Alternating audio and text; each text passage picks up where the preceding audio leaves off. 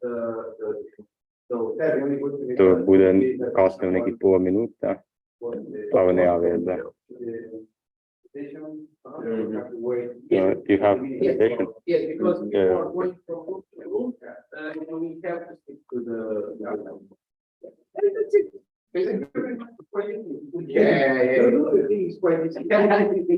Yeah, well, regarding conference organization, quite a lot of experience. Yeah, I see. Is this one? Jesmo postavili Zoom? Da, sad smo na YouTube. A, jesmo, okay.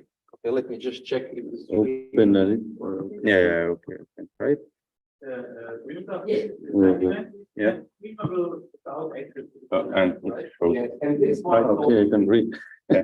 I will connect to the pointer when you after we do the presentation. So you have easy time.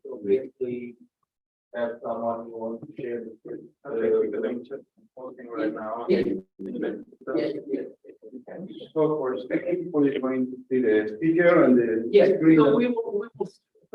we are streaming via Zoom, and then from Zoom we stream to YouTube. Okay.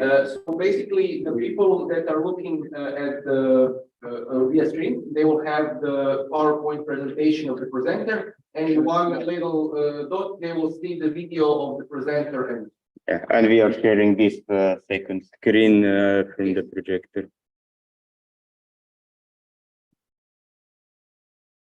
Okay, now it's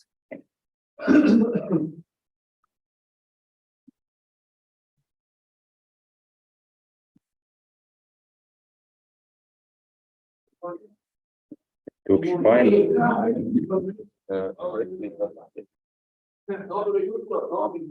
That's how it's saying.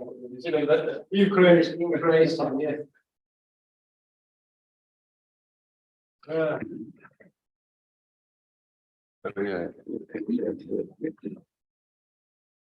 So we are going to have the computer. Yeah. Because It's going yesterday to there was mine. a computer, no? This is my computer. No, we need it for stream. No, I prefer because yesterday I think I saw that there was no computer. People were putting, no, or I'm wrong. Oh, no, it's always a laptop. So they took it very fast. So, Yeah, probably. okay. Yeah. ¿Qué tal? Bien, somos al mismo sitio al final. Sí, que De hecho, nos encontramos con estos dos y otros 20 sitios y dijimos, bueno, muchos no nos hemos equivocado. En el pulpo, entonces. Sí, bueno. Sí, ¿qué pasa? ¿Estaba cerrado todavía por ahí? Estaba lleno. Pero es que de por fuera iluminado. Ali jesi prebacio na YouTube. No, imamo. Jesi poslao Marku. Imagino que estarían como más. No es más. Proba, Marko. Yeah, we can do. I have mine already on there, but I will give you the other one. We need to do with someone with computer, but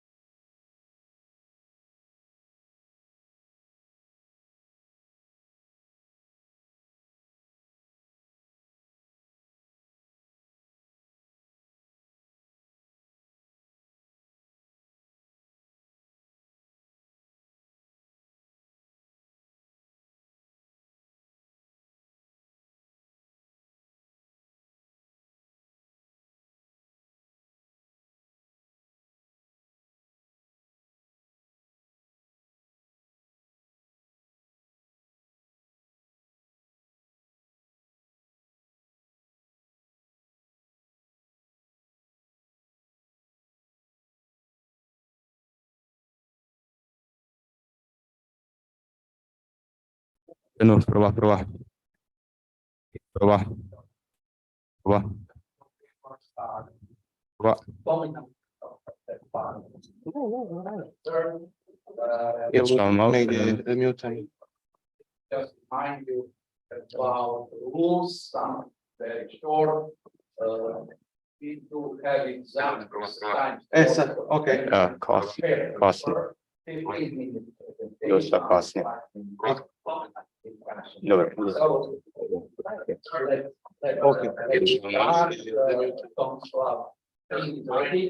Yes, we are online on YouTube, so it's okay. Just for if the chairs and co-chairs want to speak, you use this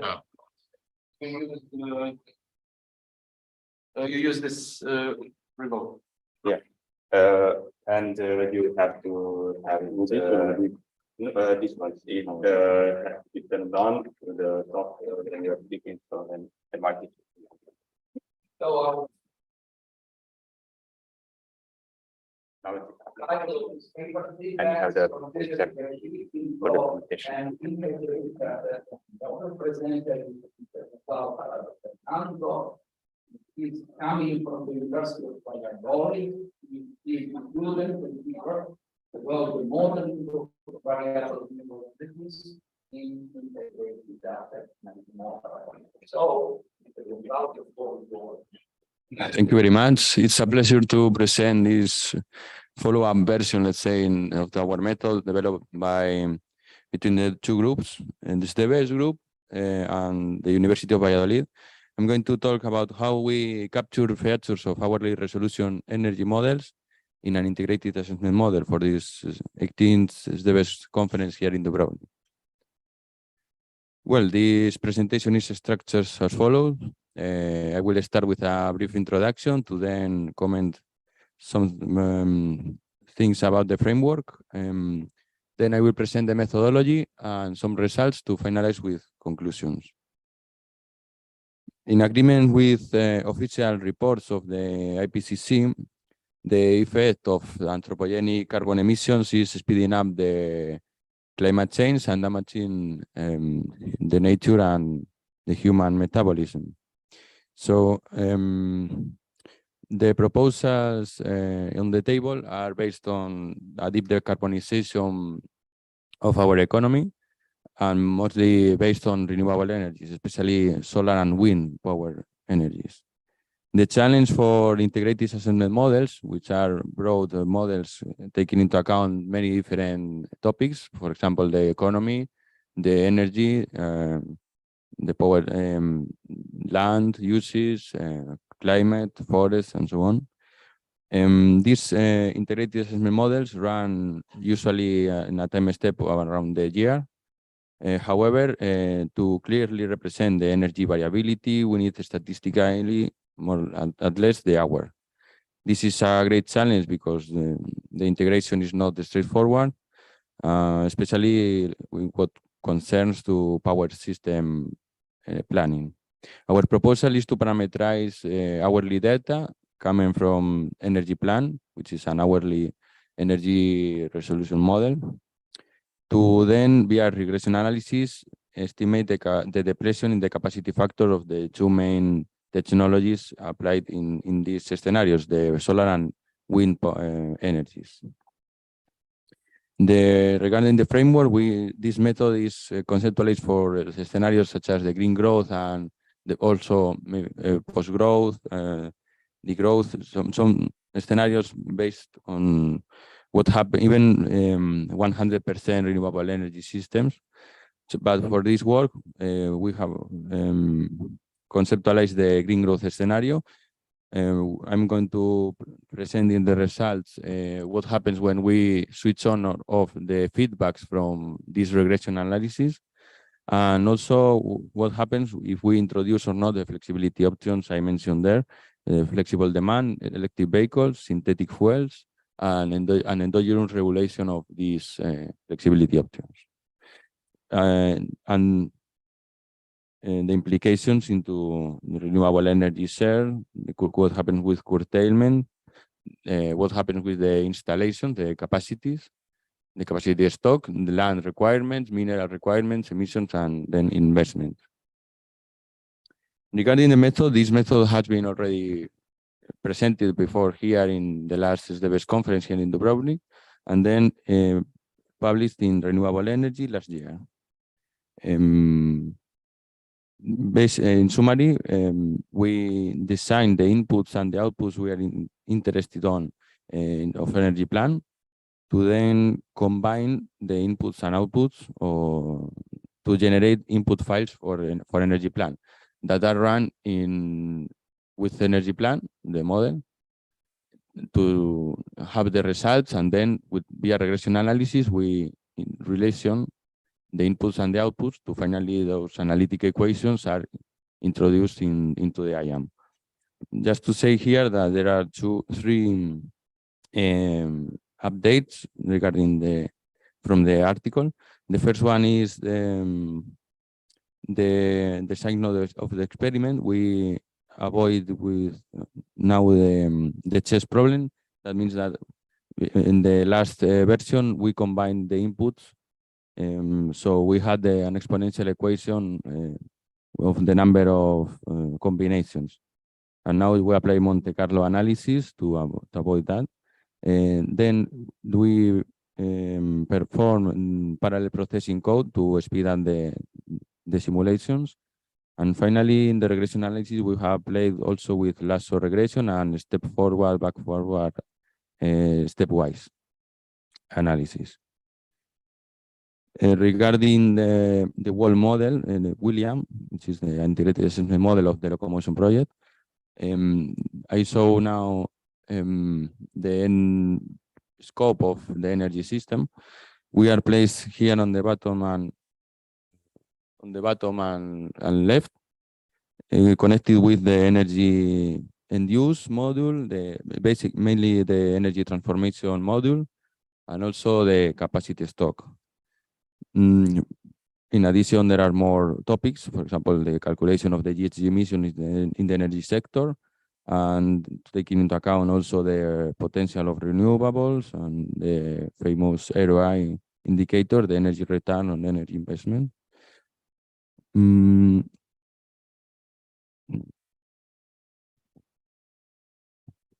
Regarding the results with the regression analysis, I plot here on the right, each point means the coordinates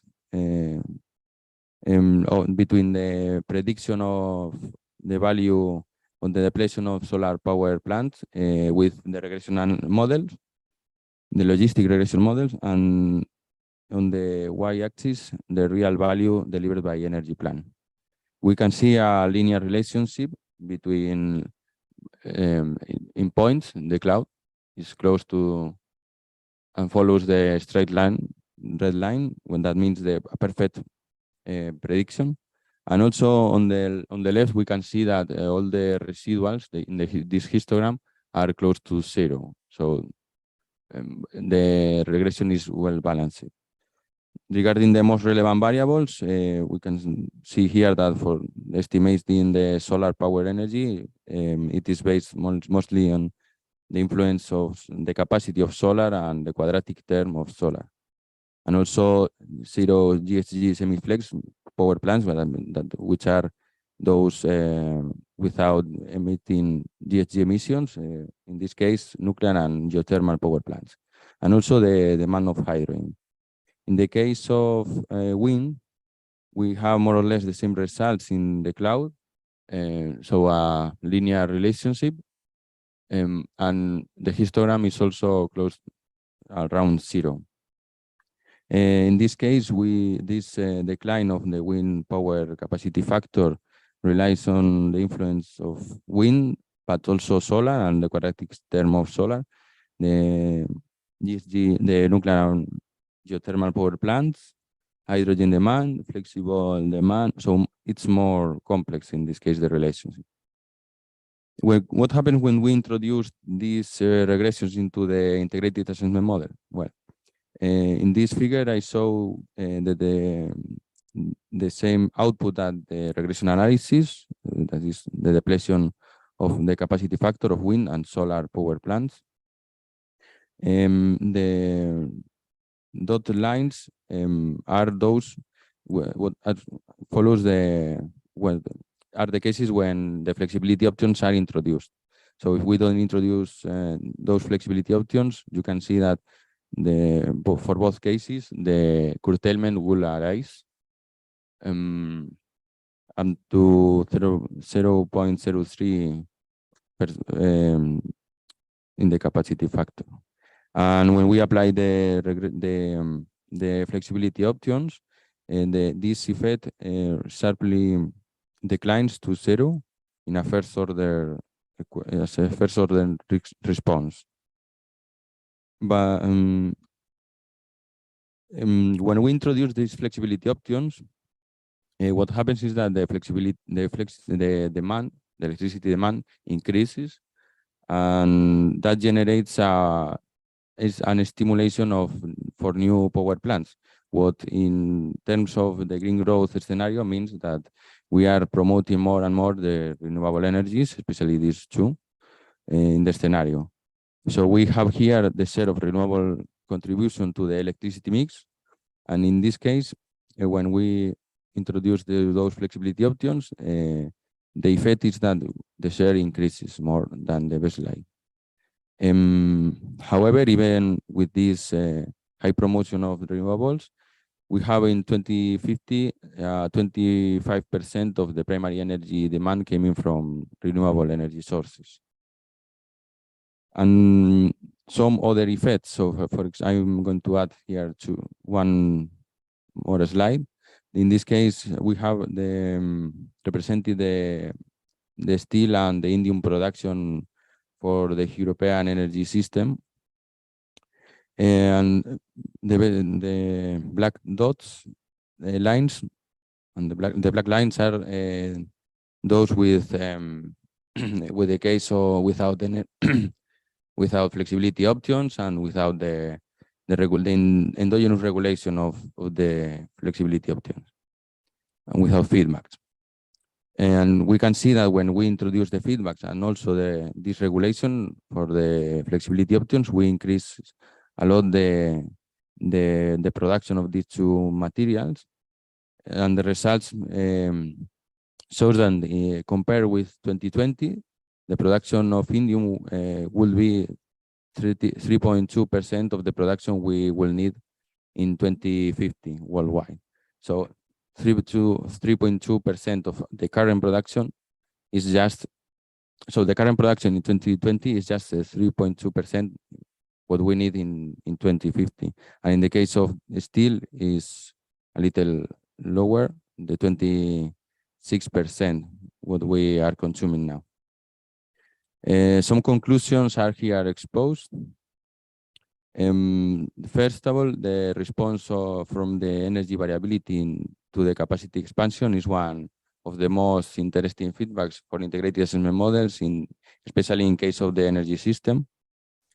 We have identified in the literature research line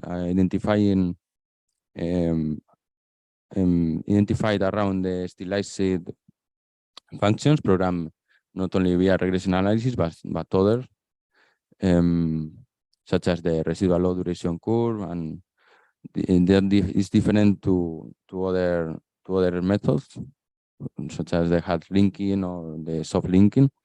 And the coefficients of the regression analysis are constant assumptions, what means that if we change an hypothesis in energy plan, we need to rerun all the simulations and the analysis to take it into account. Regarding the lasso regression, backward and forward stepwise regression, and the feature, more complex feature selection, we finally select for now the Pearson coefficient to dynamize the selection of these inputs. The best solution was found by studying at the end the ad hoc selection of inputs to include also quadratic combinations. The modern feature selection methods, such as this lasso, have failed.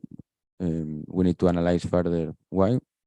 especially because they remove the influence of stationary storage, which is related basically with the design of the experiment. When what we include as in the ranks for each input is very sensitive for then the regression analysis. The endogenous promotion of flexibility options has delivered more integration of renewables and lower GHG emissions in the study. A self-regulation mechanism that needs more research because it seems that it has potential to dynamize internally the promotion of new capacities of flexibility options. And in the perspectives from now is basically to compare and test more in this method and this method with others, and also resolve the uncertainty about the parameterization. So thank you very much.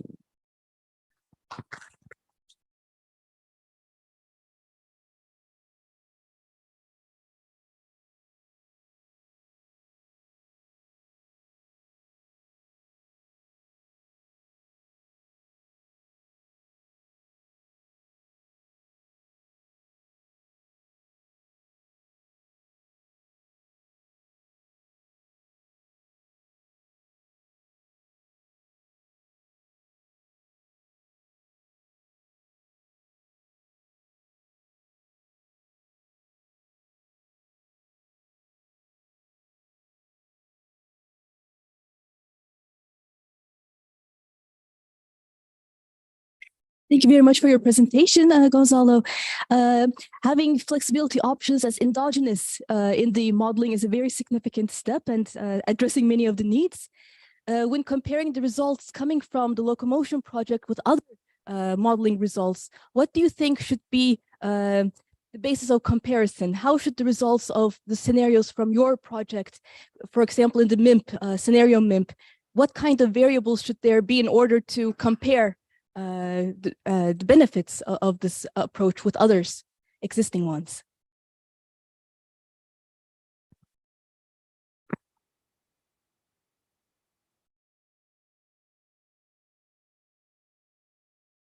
Well, thank you for the question. In order to compare currently the results, I will say that we need a framework, a common framework within the projects that for now, I guess there is no one. So that will be a work to do to generate a platform in which we can compare for specific topics such as the variability management and the energy system, to compare the energy models of different IAMs, for example. So for now, our results mainly is that with the promotion of renewables, the curtailment will not be as strong as other effects, such as the material availability, for example.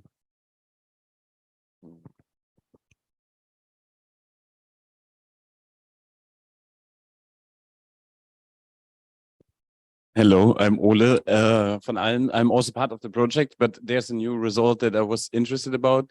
What do you expect when we close the feedback loop, when you add like the increased demand for steel in indium, if it will it create the same amount of greenhouse gas emissions or similar greenhouse gas emissions as the savings that we see from the variability management?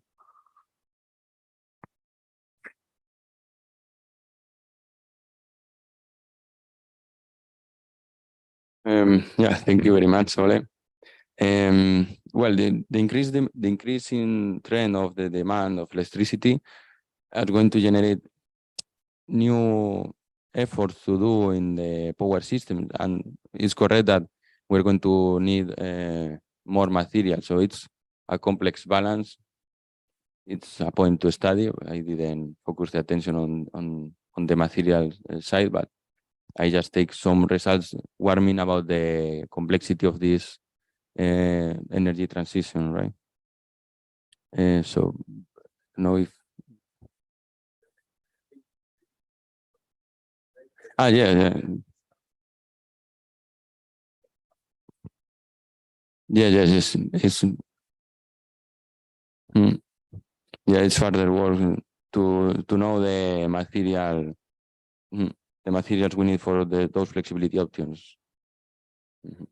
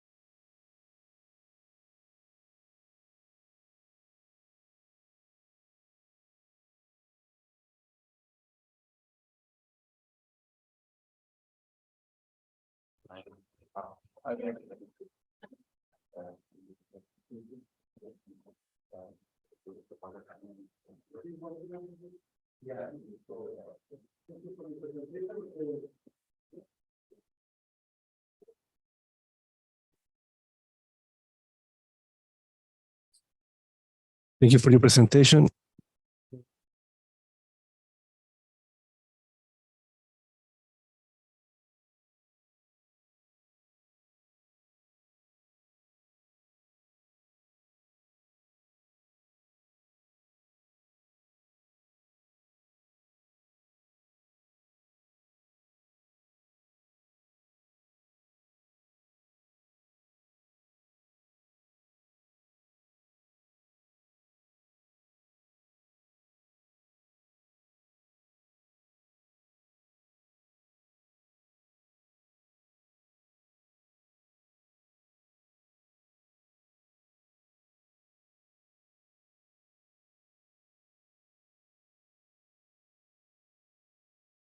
Well, can you hear me? Well, the question is validation, and second question is tool, online tool. Well, not to go very deeply in the theory of modeling, I would just say that you can never validate a model models like this.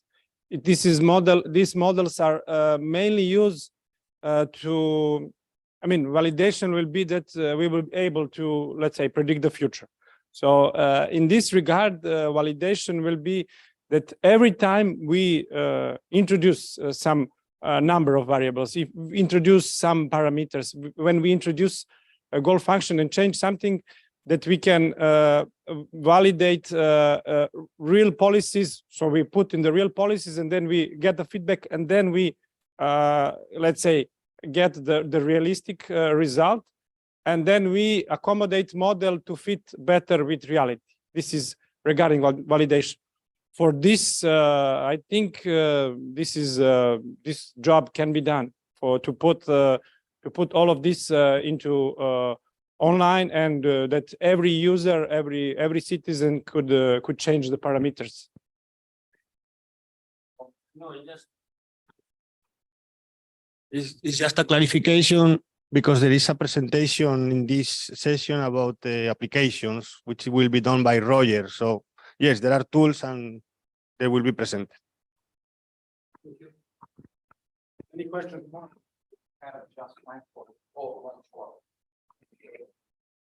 What did you would have happened instead of using GDP as the optimization? What do you think? Working? Yeah. What do you think it would have happened if instead of using the GDP as the optimization function, you would have used, for instance, the Gini coefficient or some well-being indicator?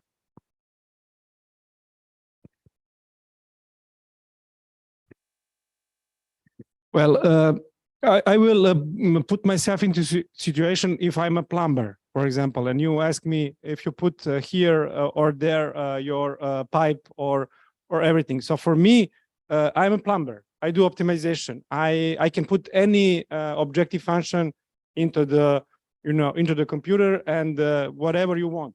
That is the idea, flexibility.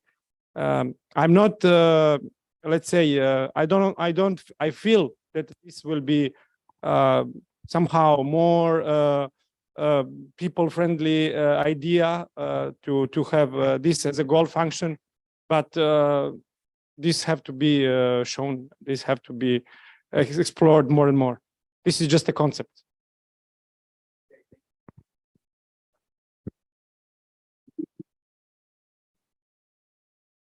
We are moving to the third paper, the title, Modeling of Fossil Fuel Supply Demand Dynamics, integrated with the multi-regional economic energy. Presented Mr. Oliver Allen, is coming from Finland University of Applied Science of Hamar, Norway. Mr. Oliver, Thank you very much. I just have to open the presentation.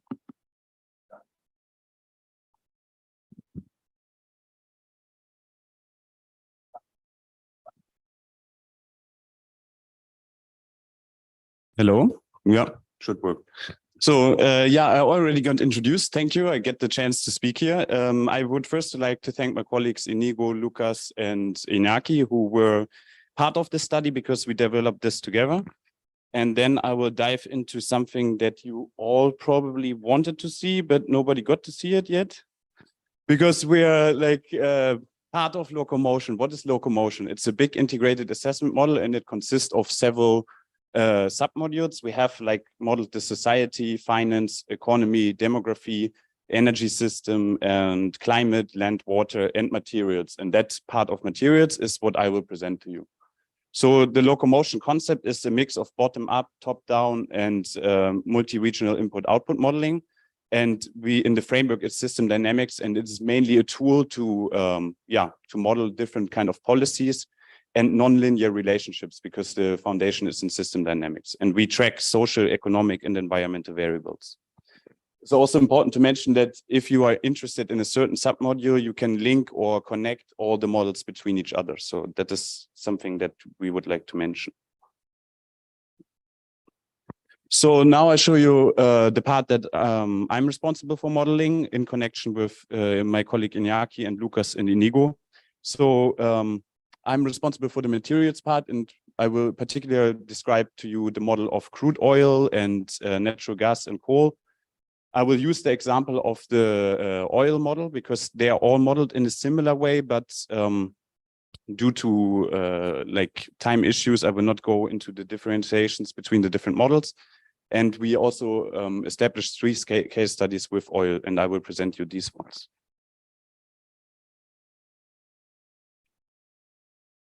So I cannot explain you all the detail of the LOCOMOTION model. That would be too much. And my colleague Ilya already mentioned that we have a website there, like material available if you're interested also in other submodules which can be reached. And there's different deliverables that describe exactly what kind of data went into the model, what kind of validation took place, what kind of calibration did we use. And that's why I will focus only on describing you what I did in the fossil fuel model. First of all, I would like to highlight the feedback between the economy, the energy, and the fossil fuel models. And there we have economic activity creates like a final energy demand. The final energy demand will be translated into primary energy demand via energy transformation chain in the energy model. Energy model delivers like a primary energy demand, so demand for oil, coal, and gas to the materials model. And in the materials model, we model like the amount of resources, reserves, the price, utilization of extraction infrastructure. And then we deliver the prices to the economic model. And the economic model in the next time step calculates a new final energy demand based on this. So on the other side, like that was the triangle that I described to you. On the other side, you can see the detailed structure of how the fossil fuel model is made up. And I will try to point out. So here we have the part where we have the resources moving via prospecting to the reserves, then the reserves get extracted. Here we track like the amount of oil that is already extracted and that will be extracted over the time of the model run. Here you see the part that I mentioned is the demand coming from the energy model, where we have the primary energy demand. Here we calculate the production of the oil model based on an average capacity per well, which is a simplification. We're aware of that. But here we have the amount of active wells, and then we calculate the extraction capacity. And the tension between supply and demand determines a price, which is calibrated with the historical price. So a low spare capacity means a high price, a high spare capacity means a low price. And then we have like the estimated price, which is the function that also gets sent to the economy model. And based on the price, we calculate the extraction infrastructure. So how many wells will be opened in the next year or will be utilized to fulfill this demand. And this is the site where we decide between the amount of wells that are going to be built. We looked at the maximum that was ever built in the high price situation, set that as a cap, and then we go into the well infrastructure that gets built. We track the amount of wells, which are, of course, subject to depletion because wells run empty after a while.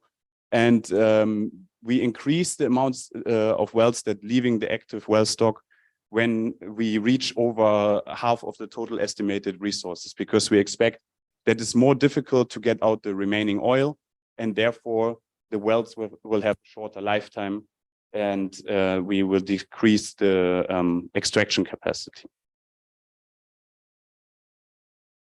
So now I come to the scenario settings that we tried out, and we wanted to try out different kind of frameworks for the model. We wanted to try a long time framework. So we looked at different resource analysis. We looked into like what is the lowest estimate that we can find to the highest estimate, and what kind of implication does it have for our economy.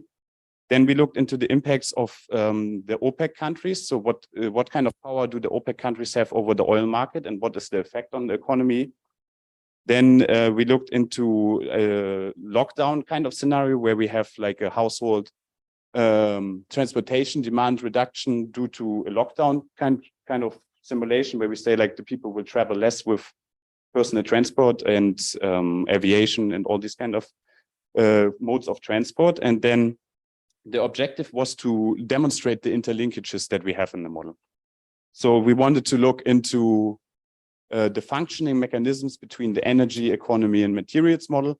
We deliberately disactivated all other models that are connected, and we also excluded technological advancement in this state, and also fuel substitution and other kind of factors that would probably come into play in the future. But what we wanted to show there is like basically economy as it is right now with the dependencies on oils that we have. But it is important to mention that the price, for example, has also the potential, when we activate all the feedbacks, to trigger a certain investment in the energy system to switch from fossil fuels to renewable energies. But this feedback was not switched on in these scenarios. So what do we see in the effects? So we see altered household expenditure on various transport modes. We see a decrease in disposable income for other non-durable goods and reduce the overall real-term expenditure. And then I will show you the case study 1. That is what I mentioned with the different resource estimates. We looked in the literature and looked for the different maximum amounts of oil available in the world. And we identified like a framework where we can say this is the low or most pessimistic guess. Then we have a medium guess, and then we have a high estimation, which is based on BGR and EER. Like, I'm sorry, like as a German, I always mess it up. But the gap here can be explained because we have to recalculate the values that we find in literature to the 2005 values, because like the materials model starts in the year 2005. And so we need to track back what is or what was available in that time. Then we go to the results of the case study, and that becomes really profound. So basically, the first graph, I will start from left to right. We tried linking the, or not linking the materials model to the economy model, and that is the red line where you can see a GDP growth of annually 2.3%. And there's no price feedback, but what is really profound, this GDP growth with the dependency on oil is not possible because we don't have that amount of oil if we rely on the dependency.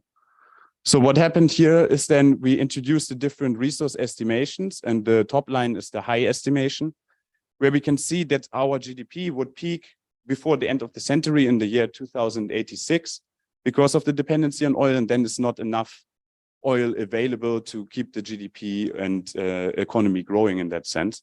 And the oil peak would appear much earlier.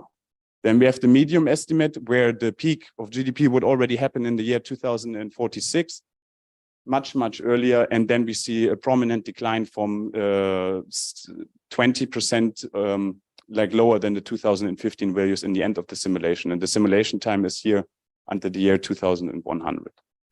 Then in the low scenario, we see the peak of GDP already in the year 2027 and a prominent decline from the GDP levels that we have in 2015 to a reduction of 70% by the end of the century, basically. So this is really, really bad implications, and that really highlights that we need to do the energy transition probably much faster than we anticipate to do them. And then we also looked, because it's a multi-regional model, we looked into the effects. By the way, the GDP is declining because the prices of oil get so high that due to the scarcity that that the economy cannot afford, or like the households and the consumers cannot afford the amount of oil anymore. And that is also, I will come to this, why this approach is really novel in our study. But then we looked into the price developments and linking it to the GDP of different countries, or in this case, regions. And here we have two major oil importing nations like USMC and EU27, or like conglomerates of countries. And then we see other regions that are oil rich, like Russia and the rest of the world, which also is withholding like Saudi Arabia and the Middle East, which are really oil producing nations. And there you can see for us, it's even more important as oil importing nations and major consumers to switch our dependency of oil fast, because the oil prices will lead to a decline in our GDP if we don't do so. So, and here in the last one, you can see the amount extracted, which is the lines that are going up, and then the amount available, remaining available, going down. And you can see in the medium and in the low scenario, there's barely no oil left in the end of the century when we continue with the consumption patterns that we have in the moment. So then we come to case study 2. Here we looked at the effects of the OPEC countries and what kind of power do they have on the oil economy energy feedback. And we looked at a time frame from 2025 to 2030. The objective was to increase oil prices in one strategy. So how do we do this? By taking spare capacity of the market. So the OPEC countries decide to increase their spare capacity from 3 million barrels per day to 6 million barrels per day. So that is like capacity that they withhold from the market. And in the second study, we wanted to decrease the oil prices to maybe discourage investment in extraction infrastructure. And that we did by taking the spare capacity down from 3 million barrels per day to 0 million barrels per day. What do we see as an effect? So here's like the policy that we described. And we can clearly see that is affecting the oil price, because in the scenario where we have like taking a lot of spare capacity off the market, the price is spiking up. And you can see also as a consequence, the effect in the GDP development. Here you can see if we flood the market, so give more spare capacity to the market, we can see a price drop and the GDP is picking up because the oil is more affordable, so the economy is able to grow faster. So now I would like to come to the third case study. Here we looked at a reduction of the household transport. That was an exogenous pulse. Like, so we said like in 1 year, we will say they will use transport 20% less. And that is including road, aviation, train, and maritime transport. And after 2030, the households transportation reverts to a normal state. So basically, lockdown is lifted. Yeah, we followed a moderate trajectory for the medium resource estimation, and we took the OPEC target price development also in a moderate trajectory. Okay, so yeah, we can see that we can clearly model like the short-term effect of the of the lockdown situation, because we can see the demand drop is tracked in the oil model.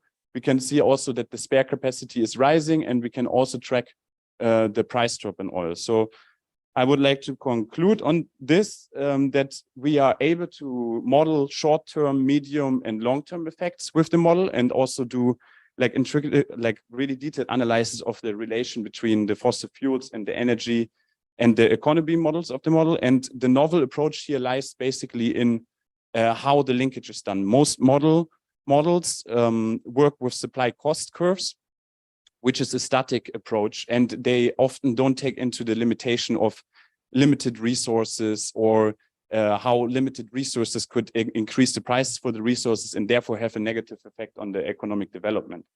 And this is like what we try to solve with this approach, by linking, like making a full feedback loop and having these mechanisms tracked. And what would be an advantage in the future is that these price developments obviously lead to technological change when we activate some of the feedbacks. So we compared with other models. They mainly use the supply and cost curve structure, which is a static approach. And yeah, we think that the dynamic approach of integrating the biophysical limits is an advantage over other models. Okay, then we I will hurry up. The 3 case studies, we can say that GDP and oil demand extraction are deeply tied. Shrinking oil resources amplify this interrelation, so they have a strong implication on our economic development if we don't change the system as it is. Yeah, and we need to really do this transition fast to prevent the economic downturns. Resource-rich nations are less vulnerable than oil importing nations, obviously. We could prove that the OPEC countries have a strong impact on the oil economy, on the price development and demand development. And the market vulnerability is also modelable with this model. We can see that the oil market is a really sensitive structure. Okay, then I will leave it here. I leave the slides for the questions if you want to ask questions. And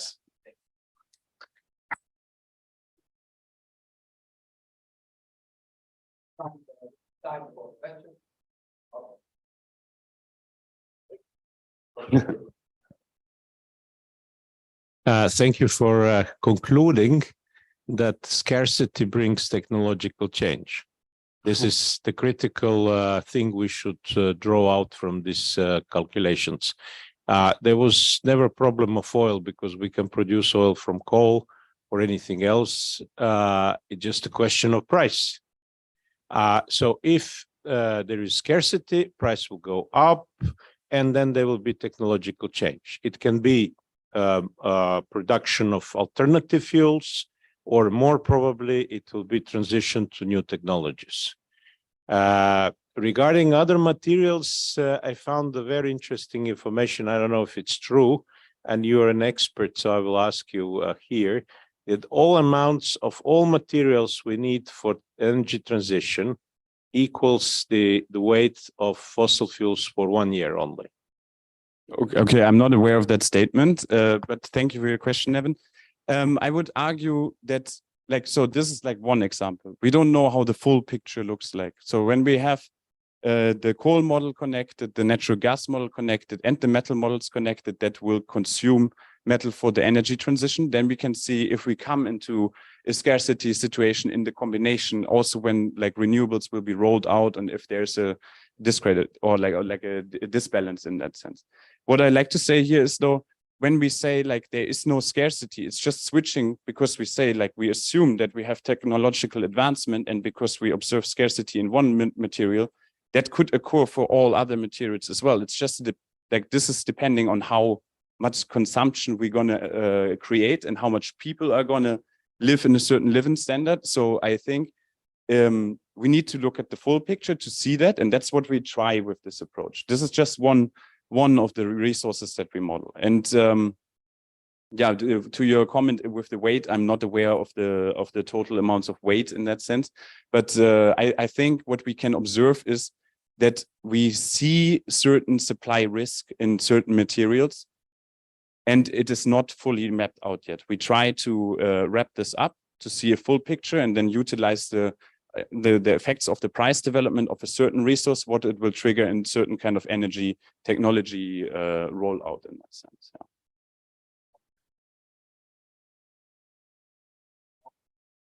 Back to the time.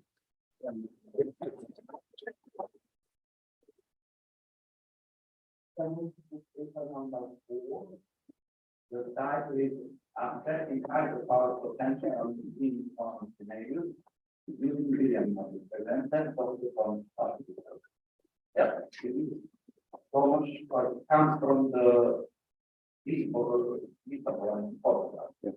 yeah, thank you. Thank you. I will try to open the presentation.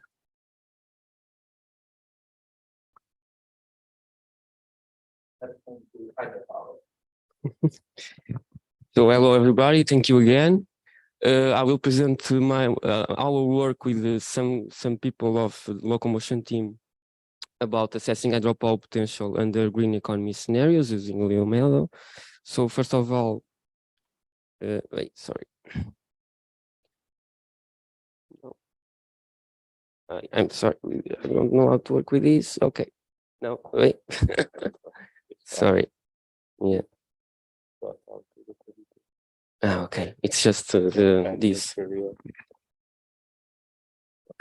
sorry. So first of all, global hydropower installed capacity is expected to increase by 17% until 2030, a number from the International Energy Agency in 2021. Also, hydropower today has a key role in the transition to clean energy because it produces significant quantities of low carbon electricity and also has high production and storage flexibility. Also, hydropower can be integrated with wind and solar power in the pumped storage power plants because those output can vary depending on factors like the weather or the time of the day or the year. And finally, hydropower capacity depends on biophysical limitations, in particular built reservoirs and also precipitation changes. So in this case, we used climate data from FAO. We used two climate variables, precipitation and potential evapotranspiration, to compute the ratio between them. And that ratio reveals if that country or region can increase or decrease the available water.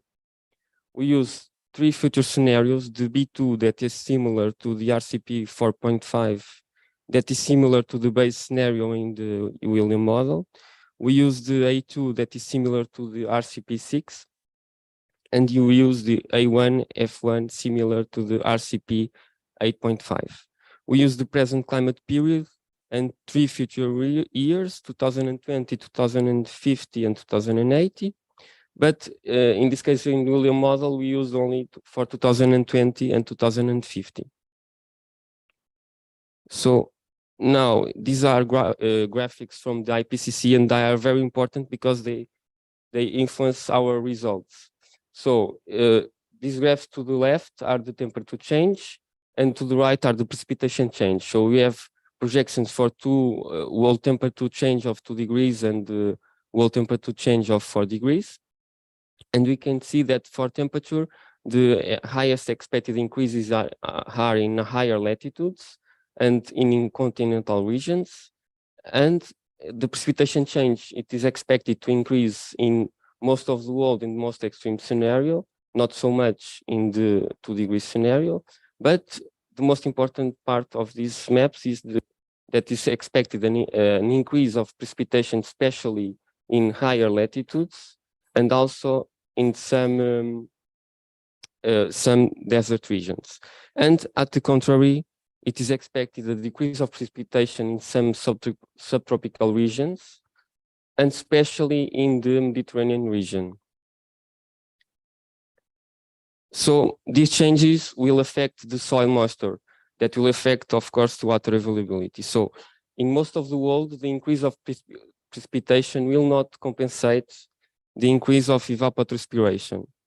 So, and we can see, if you look to the map here, in the most extreme scenarios, we can see that are large regions with the soil moisture is expected to decrease a lot, especially in the Amazon and also in the Mediterranean region.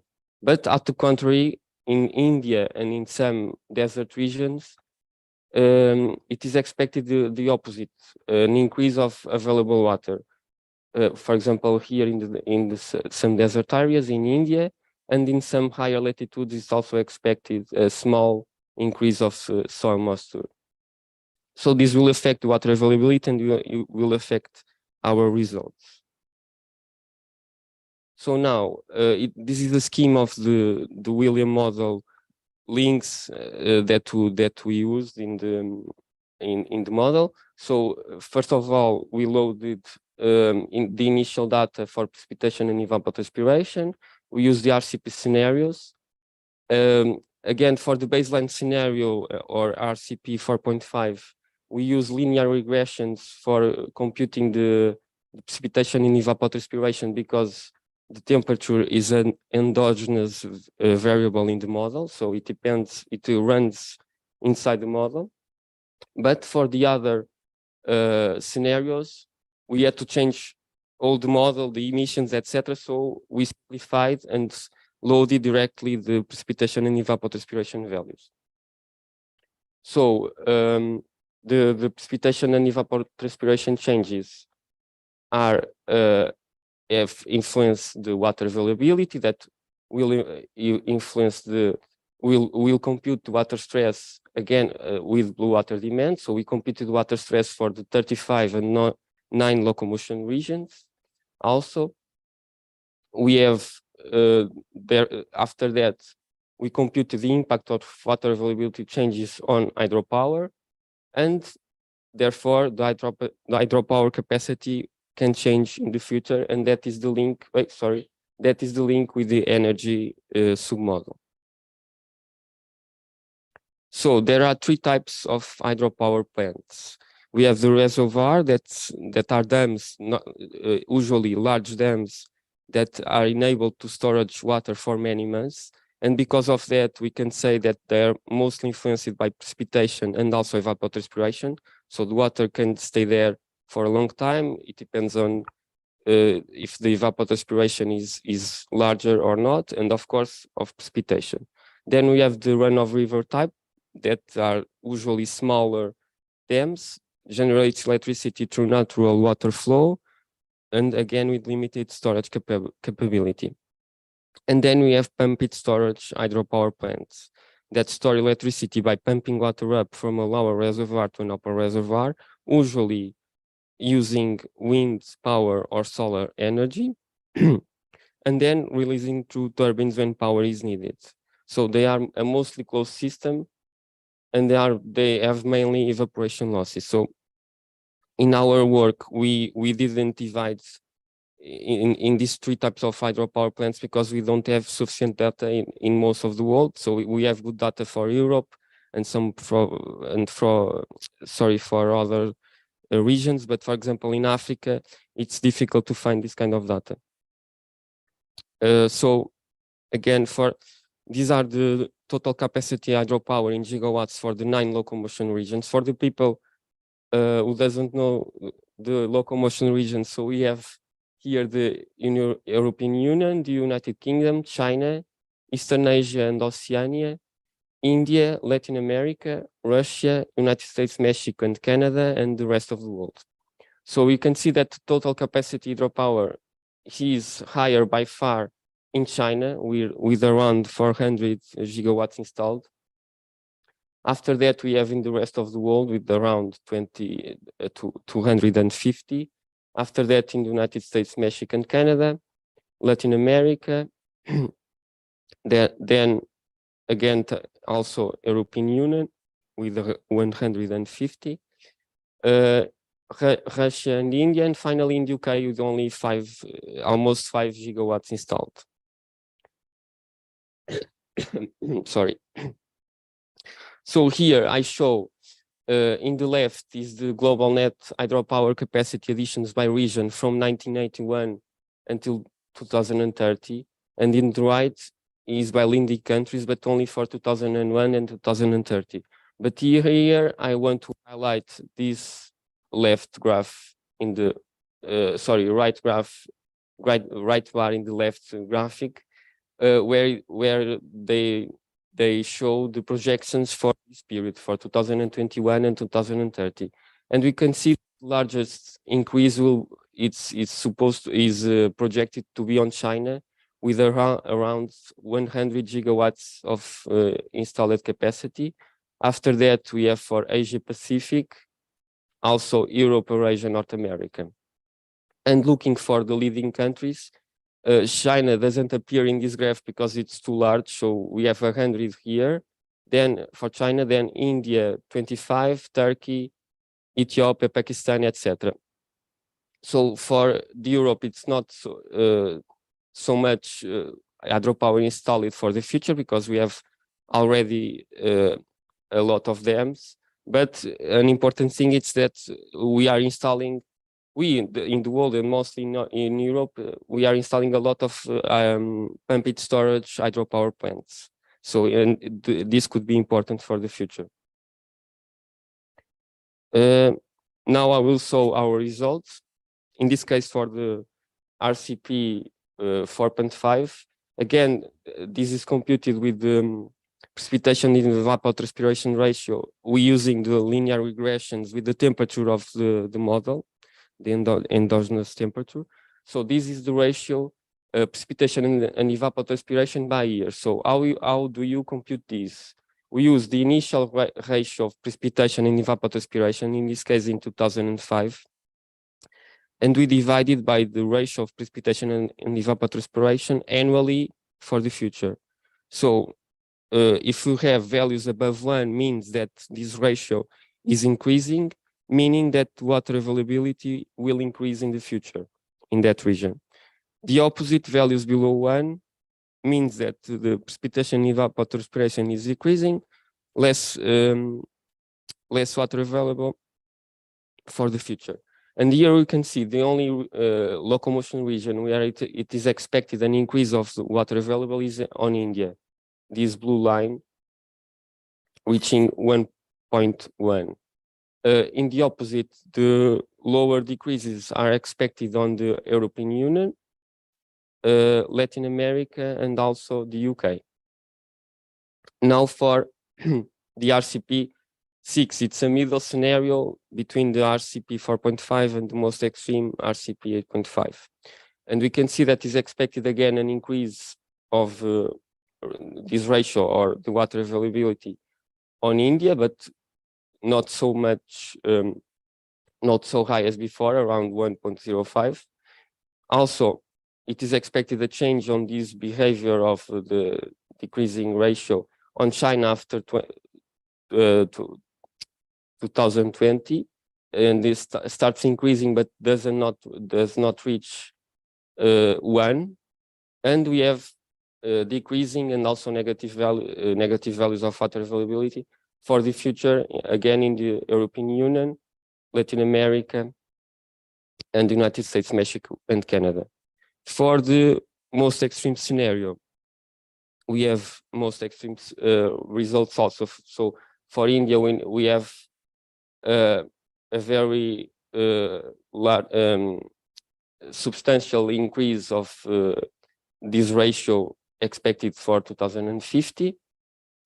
Also an increase with positive values for China, and also a very small increase of positive values for the Eastern Asian Oceania.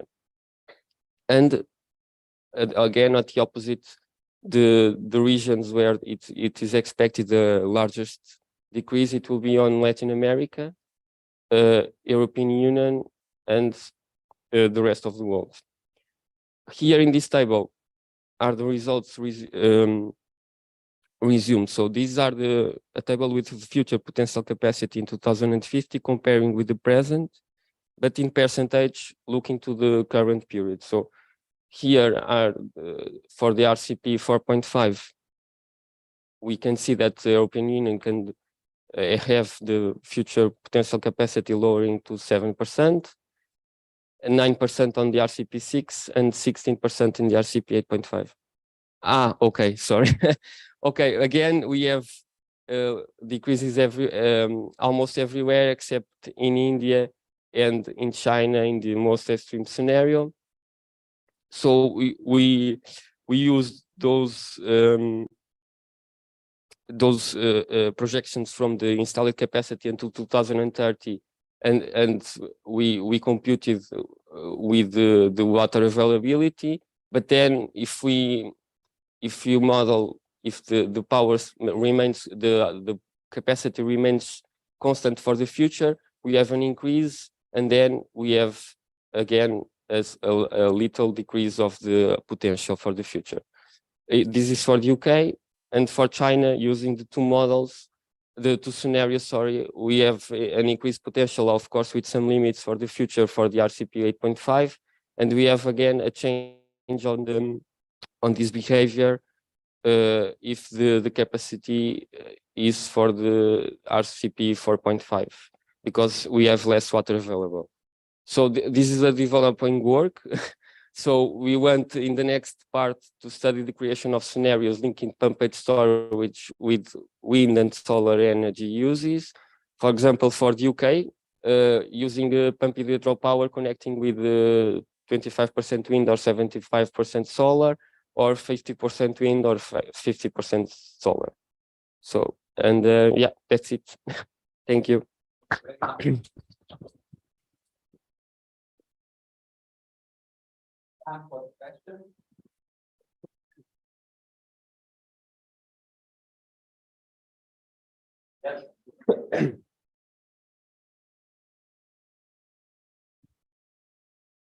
Okay, many thanks so much for your presentation. My question is related with the database, the information that you use for. You mentioned something about FEO, right? Yes. Yes, and you have more information, or is the primary resource that you use for that? For now, yeah, but we are looking maybe to make a good article. We are looking for more information, yes. But for now, yeah, we only use this climate data from FAO. And the website is there if you want to check. Yes. Yes, and in the future world, you mentioned also some possibilities to integrate renewables, right? This is the Yes. concept of power to X related, similar. Yes, but we, because of lack of data, maybe we can use that only for European Union or only for the UK. But yes, we want to run something like that. I want to talk with you, Lucas, to see that if it's possible. Yes. Okay, thank you.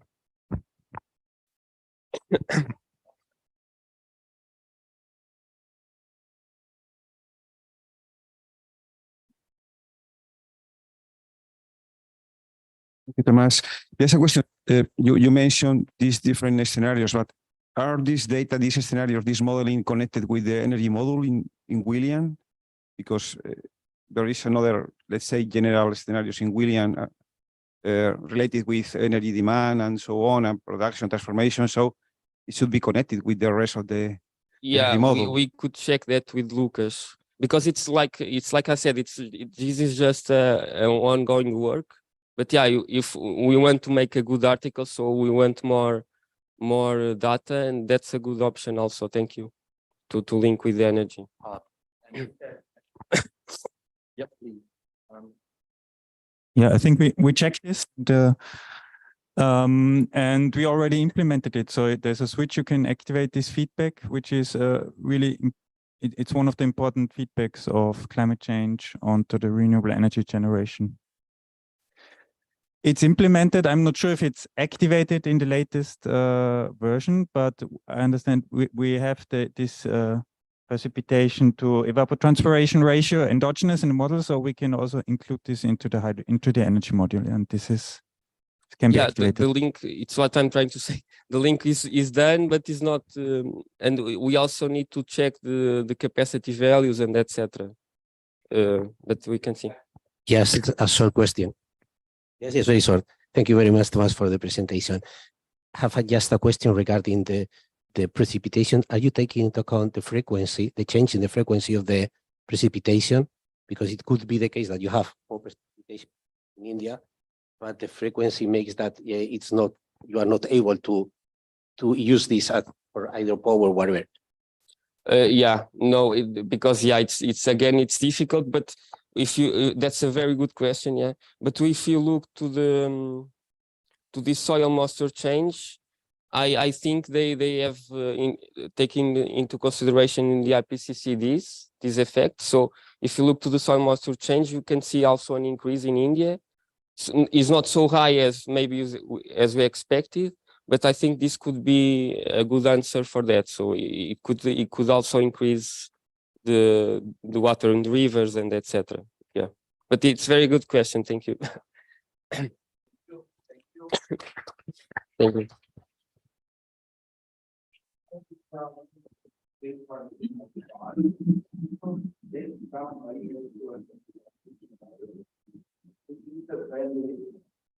Application for the brilliant intake assessment model, present the sample, and then you research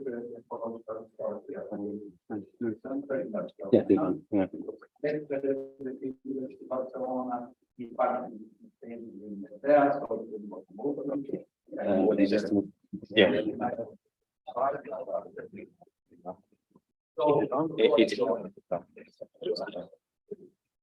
Okay. Thank you very much for having me. So, as the title implies, the idea of this presentation is to show you the three applications that we developed, the three modeling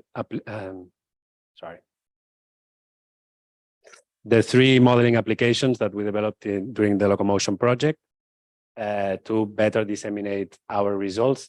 And this was a combined effort between CARTIF, CREAF, and the University of Valladolid. So first, I will start with a bit of an introduction to actually justify the need for these applications.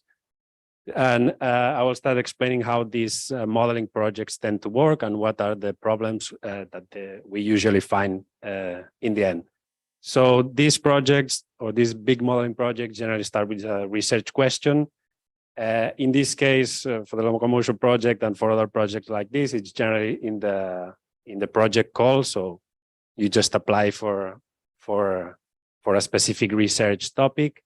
Then, in order to answer to this research question, you just develop your big new integrated assessment model, such as William. You combine that with 1, 2, or more scenarios of different characteristics.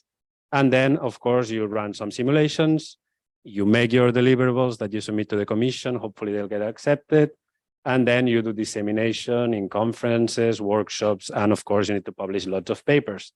And finally, if everything goes well, you are able to produce some policy recommendations, which is the main objective of these kind of projects. And actually, you may be saying, well, that's totally fine. What's wrong with that? Well, the thing is that the development of the model itself takes a lot of resources, sometimes 50, 60, 70% of all the project resources. And in the end, they only get used by their authors. And why is that? There are several reasons. The first one is that these models are complex, as you've already seen in the previous presentations. So there's a steep learning curve. Then generally, the documentation is considered technical depth sometimes. So it's usually not very good, or it's usually incomplete. And sometimes it's also difficult to grasp for different audiences. And finally, these models are not generally or not always accessible. Sometimes they may be built using proprietary software. Sometimes they be closed source. And Also, most of them have a high computational cost, so not everybody can run them in their own computers. Still, you may think, well, this is not really a big problem. Well, yes, because during these projects, there's little time to work on scenarios because most of time is used in the development of the model. And so policymakers may want to try different policy options. And if they cannot use the model, they cannot just run these new scenarios. And also it's, in our understanding, it's a wasted opportunity to raise awareness in civil society about the challenges of decarbonization. Now, in order to solve these issues of these modeling projects, here I show the openness vision of the LOCOMOTION project. So how we approach this issue in LOCOMOTION. So the idea in LOCOMOTION was to actually allow anybody with any skill set to be able to run the William model for any purpose. Also that they can explore the assumptions, the hypotheses and equations, and also the data and metadata that are included in these models.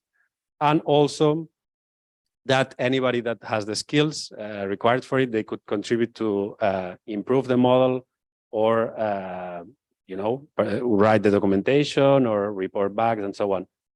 And the final goals of all that is just to help policymakers do the job, to also give scientists a good tool that they can use to make scientific progress, and also to raise awareness and to increase climate and modeling literacy in the general public.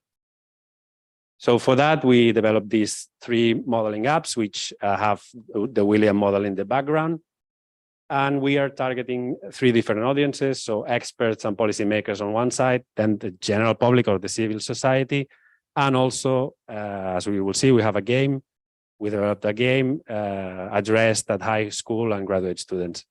Then we also have the Python translation of the William model, which contributes to this openness strategy because it's completely open source.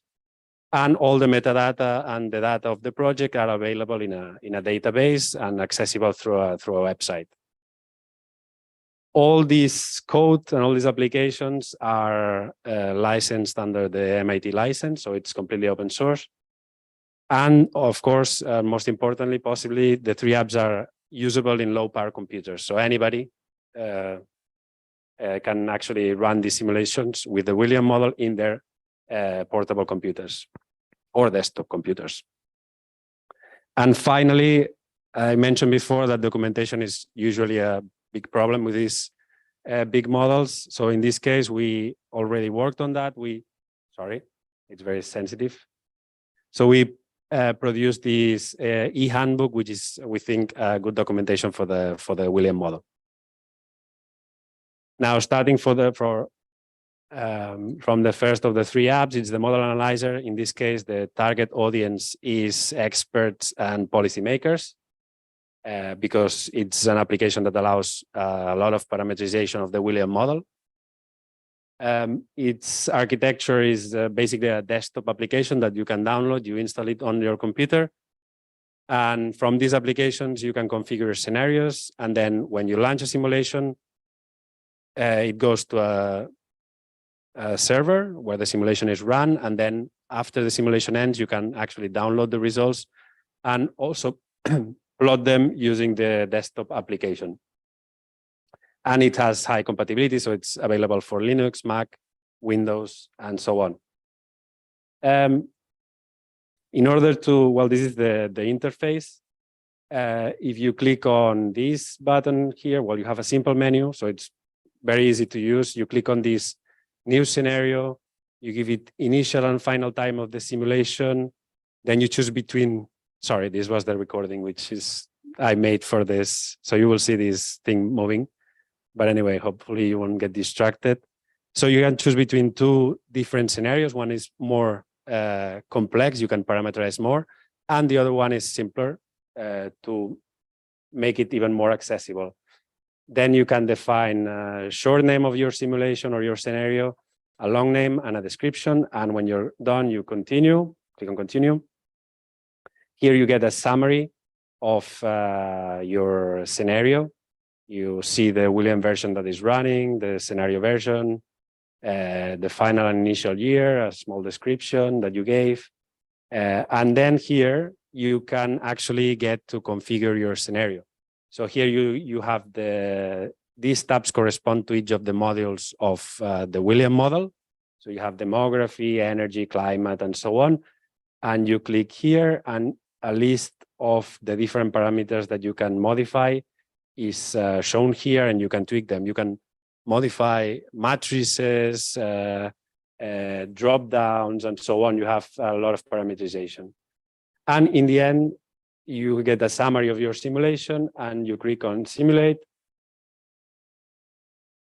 And then, of course, you need to wait a while because the simulation takes some time. It runs on the server, so you don't need to worry. You can go grab a coffee. And then you are able to download the results.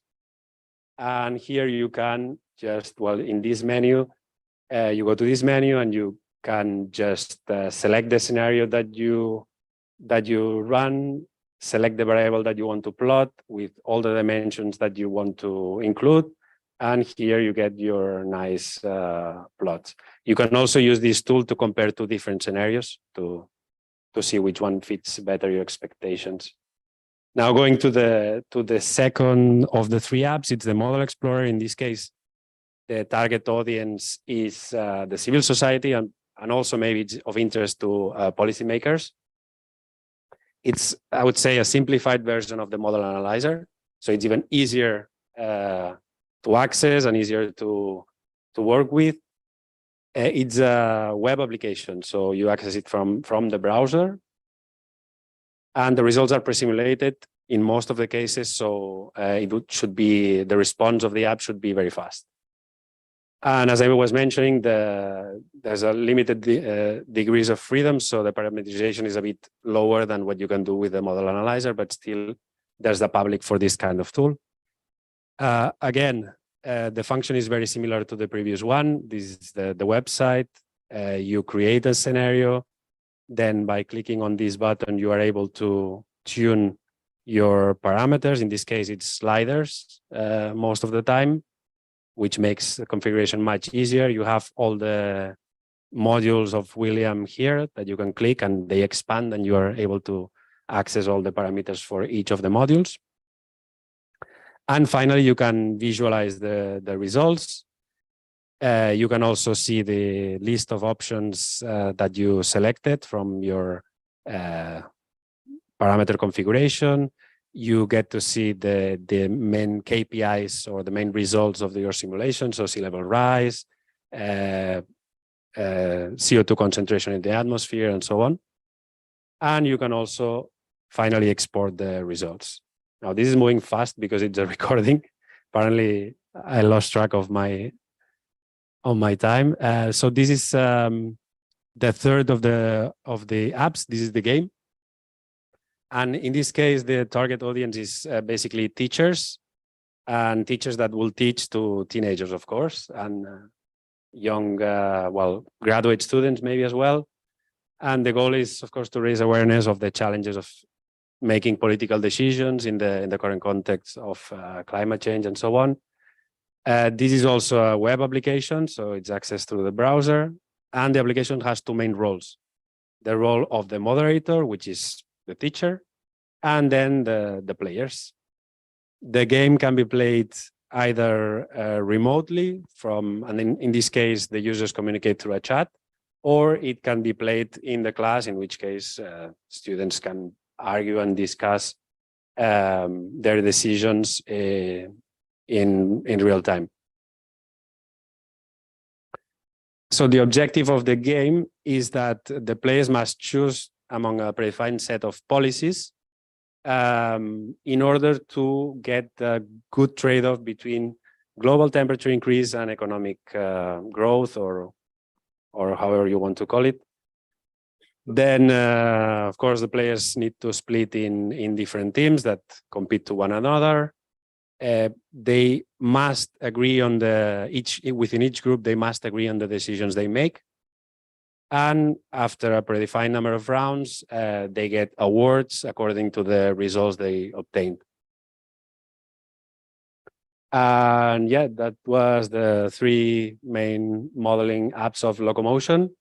And if you want to know more, you can go to the website. You've been referred to the website before, so just go to the website and look on this LOCOMOTION models tab. And here you will see all the information. Just to mention that the apps are not yet open to the public, so they will be before the project ends, because we still need to work a bit on the scenarios. They are ready, but we still need to work on the scenarios to improve the user experience and so on. So that was it. Thank you for your attention.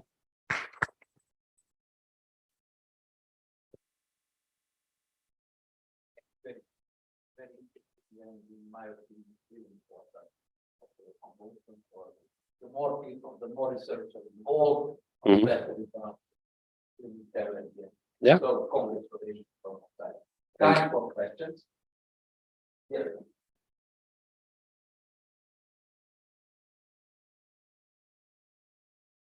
Yeah. Congratulations, Roger, and all the team. That is really useful and really nice to see this dissemination of the project, right? 2 comments. The first one is related with the scenarios, right? Is, for example, I would like to focus on or shipping sector. Is possible to add some particular features to the models? That means if we consider blend this, is possible to add this kind of characteristics in the scenarios? This is the first question. And the second one is related, when do you expect to be available for the public, the app? Yeah, regarding this, the first question, there are 2 sides. So the model analyzer runs the simulation in real time. So the users actually click on simulate and the William model runs. So if you want to add new features, of course, you just need to include them in the model, and we can make a new deployment with the new version of the model and add the parameters in a very simple way. Actually, so all the configuration of the scenarios is done through the LOCOMOTION data client, which is I briefly showed it in the presentation, but it's a website in which you see all the metadata of the project. And from there, you can actually say, by clicking on a checkbox, you can say, I want this parameter to be part of the scenario in the model analyzer. So yes, to the first question, yes. And to the second question, when we expect to have the applications released, I have the same question. For us, for the developers of the application, we would have want to have the tools released much earlier. So for us, I mean, we finished working on the applications several months ago and they're ready. But we are expecting that the scenarios and the modeling finishes soon so that we can actually make the release. But I'm confident that the modelers will have the William model and the scenarios in the final version before the end of the project, which will certainly happen.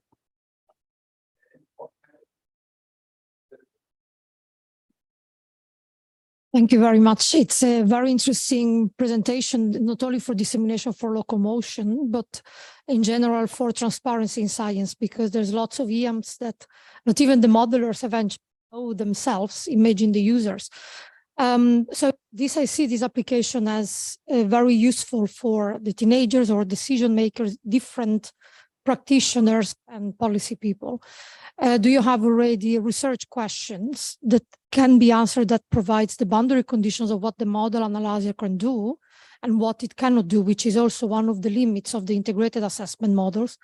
We normally boast about what can be done, but we don't know very well where are the limits and the assumptions of the scenarios, for example, that we can see if we go really in the details.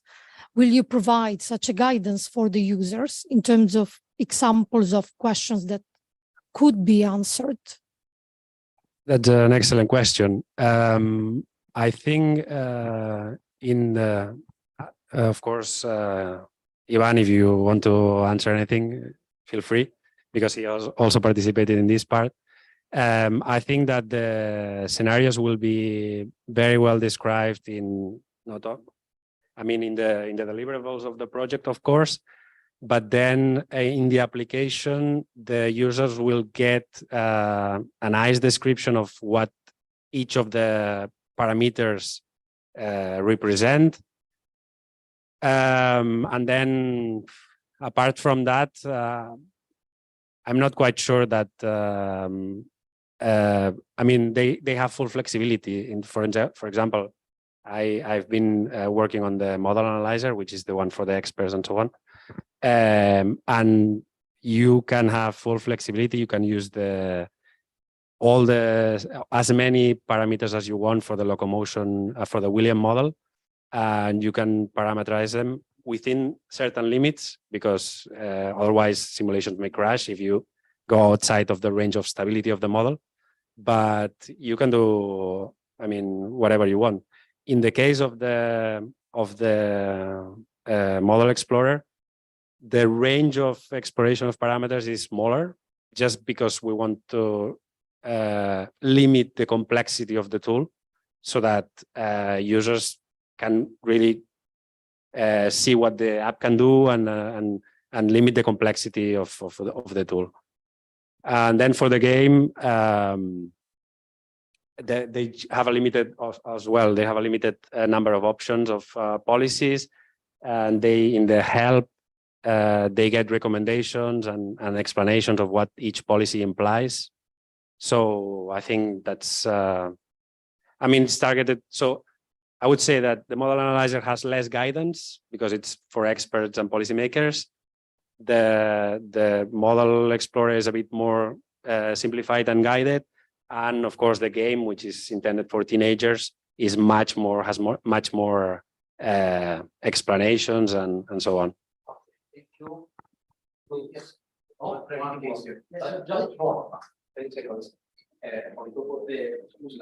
Presented today, there is the model itself. You have the full access to the code, and you can change whatever you want. It's not just that you can change the parameters, as Roger mentioned, but you can also include new equations or whatever you want. So it's fully accessed, all the code. Thank you very much. Very good. The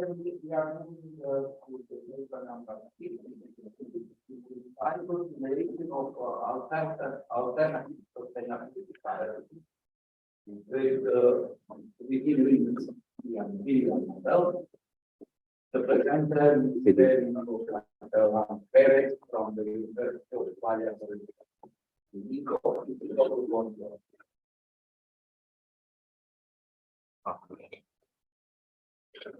Hi, everybody.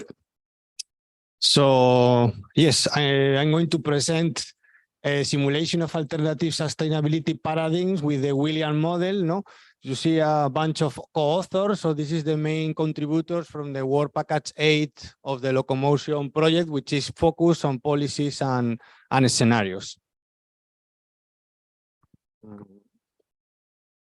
Okay, so the first thing is that I'm not going exactly to present what is under the title, because as you are listening, the William model is still not fully finished, and in order to run a simulation scenario with all the model, we need that all the pieces are there and working, no? So what I'm going to present today is the methodology we have developed, and then what is the current status. So I would like to start with a bit of the context to have a bit of a broad picture, because this is the main motivation to develop integrated assessment models. So we are in a context of environmental and social and sustainability. Okay, so I think this is not new for anybody, but I want to stress it. So if we take as reference the planetary boundaries framework, we have that already 6 out of 9 planetary boundaries are transgressed. So here you can see climate change, that is the most popular, and overwhelmingly amount of research is dedicated to the problem of climate change, but then you have other problems such as novel entities, biosphere integrity, land system change, freshwater change, biogeochemical flows, which are much less studied. So it's very important that when we try to solve one problem in terms of planetary boundaries, we don't create additional problems in other dimensions, which you don't see if you don't have a model which has all the dimensions. I think I went to the end. Okay. And then the other side of the coin is the human needs, no? Because if we are using resources is to cover our needs, and then we can see that at global level there are many basic human needs that are not covered for many people, no? So this is one assessment published by some authors where you can see that in terms of sanitation, poverty, education, equality, etc., we are really below the human basic needs. So the challenge is how we can be sustainable and cover the basic needs without shooting the planetary boundaries. So this is why integrated assessment models are an interesting tool, because if sustainability, both social and environmental, is multidimensional, you need a model which is multidimensional in order to analyze it. And these models are called integrated assessment models. Okay, so you have always two big parts. You have the representation of human systems with dimensions such as economy, population, food, transport, technology, etc. Of course, energy. And then you have the interaction between them and with natural earth system. So typically climate system, ocean system, land system, etc. So the key is the integration of the different subsystems in a coherent set to be able to test where the current trends take us. We identify some problems and then we try to see which policies could help us to correct them. So if we overlap the planetary boundaries framework, environmental side, with the social boundaries framework, you come up with what it is called the donuts. That it has become quite popular, the donuts economics. So the idea is that we are able to develop scenarios which are sustainable from an environmental point of view, which respect the ecological limits, but which do not undermine the social foundation, which provide basic needs to everybody. So the objective with integrated assessment models is to find pathways that go here inside the door of the donuts, let's say. Okay, so for those familiar with integrated assessment models, you know that there are many models already. So maybe one question that you can have is why another model, no? So we have some specificities that I don't have time to explain here, but I recommend, of course, we have the website, but this afternoon we have a side event dedicated to William model. So if you want a more structured, let's say, presentation of the modules, more methodological, if you're interested in this type of details, this afternoon we are going to have 2 hours in which we are going to go module by module explaining each one. So I recommend you to attend if you are interested. But basically, the strong point of William, from my point of view, is that the idea is to capture the socioeconomic implications of the energy transition with trying to account for biophysical constraints. And then another novelty, which belongs to my presentation, is that we are trying to have a plurality in terms of analysis of different sustainability strategies. I will explain later, but we would like to focus on green growth, Green Deal, and post-growth. So as you probably all know, in the IPCC framework, everything related to post-growth is not present. So before going into the details of the methodology, I would like to explain a bit the method to run a scenario with an integrated assessment model, because they are very complex models, so this has to be formalized. So first, you have the model with the interlinkages between modules, but of course a model does not produce any results. You need a scenario, no? So the starting point with integrated assessment models is storylines. Storylines is a way to say that you need a coherent story of how the future might evolve, and which is totally independent of your individual preferences. No? So the idea is that the models have many entry points, and you need to configure them in a coherent way. The quantification of these entry points is what we call scenarios, and there are mainly we distinguish 2 categories. We have policies. With policies, we mean things that are under the human control. So for example, if there is a political will to promote some technology, you can put incentives, whatever.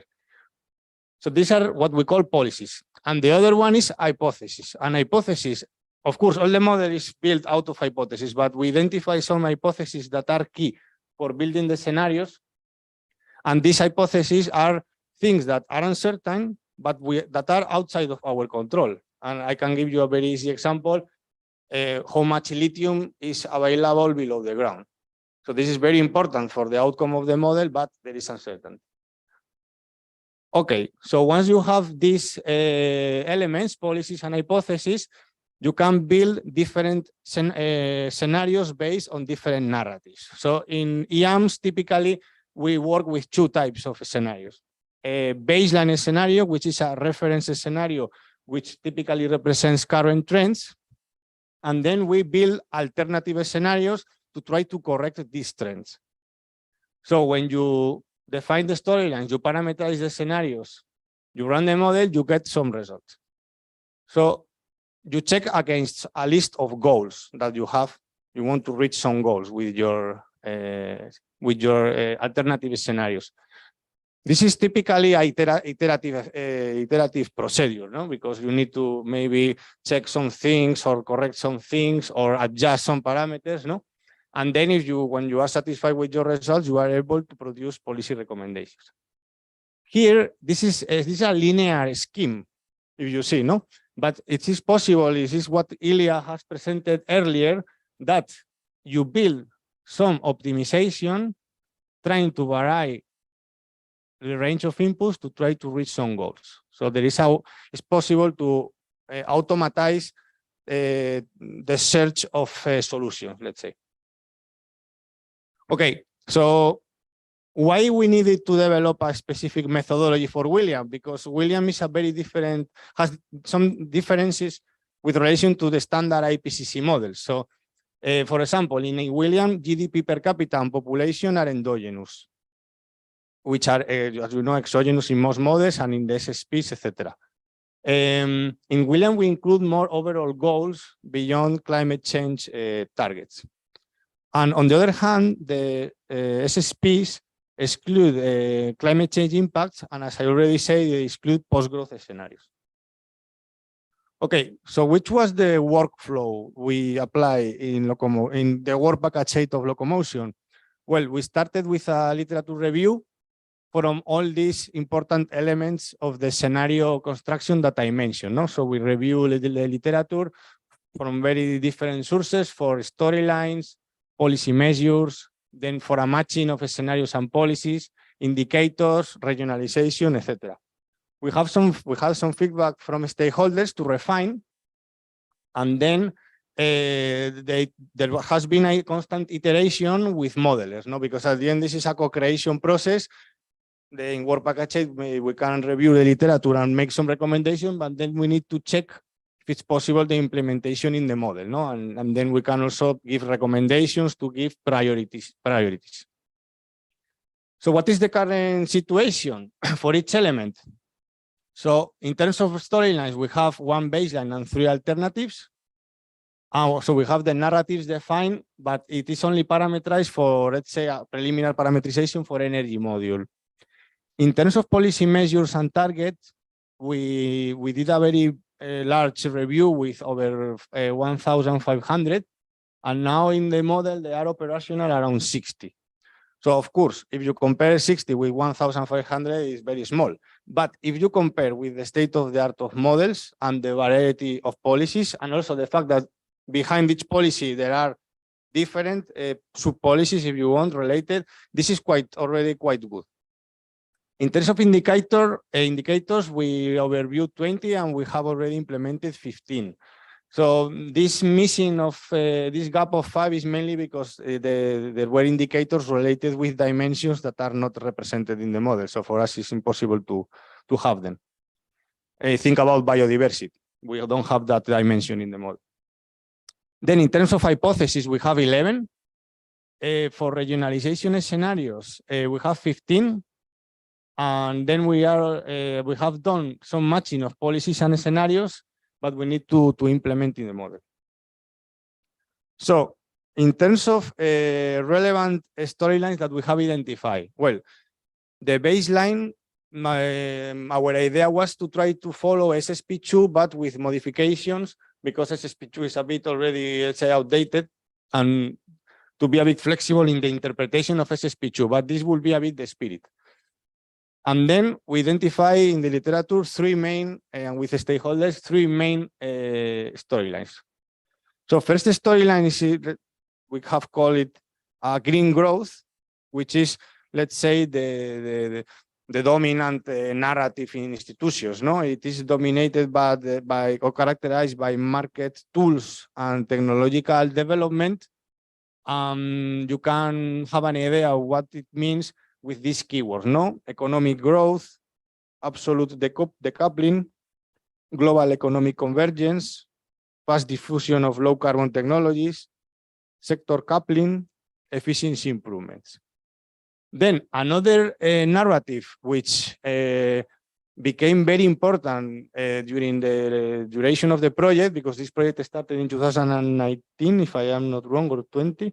So the EU released the Green Deal package. No? So it became important to see what was the value added of the Green Deal, because our interpretation of the Green Deal as the EU has framed it is as a green growth complemented with some social policies. So in terms of keywords, it will be something like all the keywords I mentioned for green growth, but adding social inequality reduction, public investment, welfare state, job guarantee, public intervention, etc.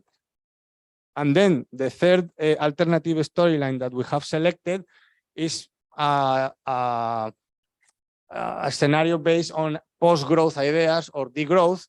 So here we are totally aware that under the name of post-growth, there is a lot of options, but because we have to try to minimize the amount of scenarios in this project, we wanted to keep into one.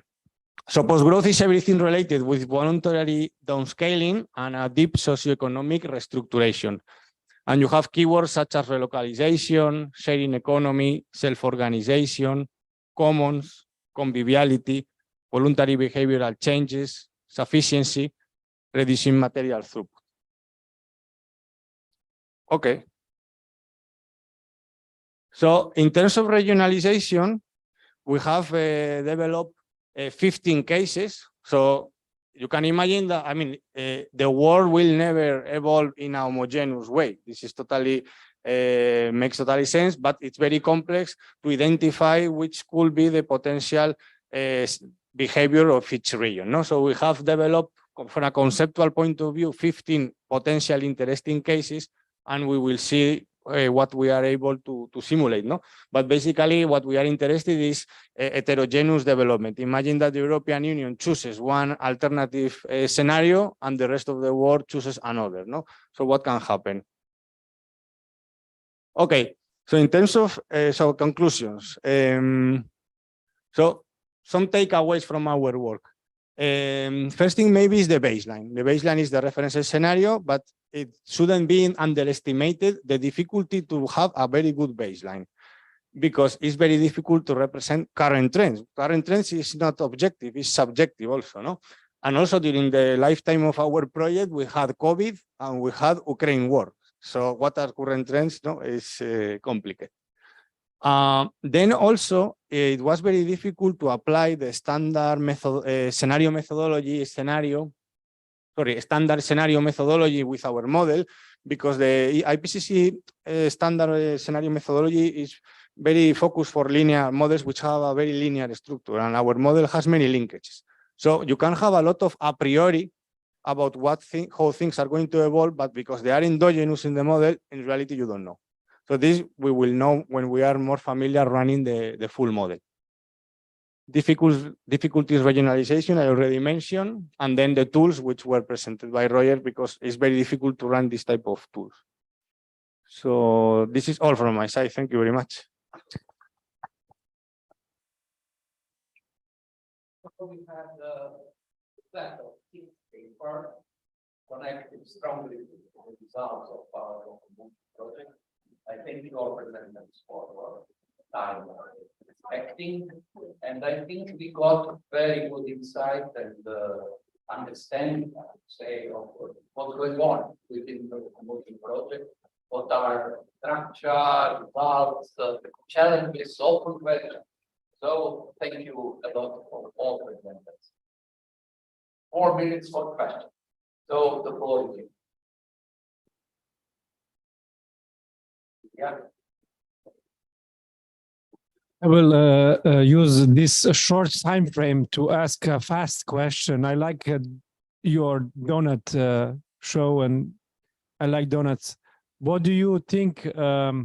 What we can do? Should we put the constraints for the donuts, like for under or up, or should we put two goal functions from one side of donut and another side of donut in future? You are the expert in optimization. I don't know. I don't know which are the differences. As one of us said, this is also a good question for me. Okay, so.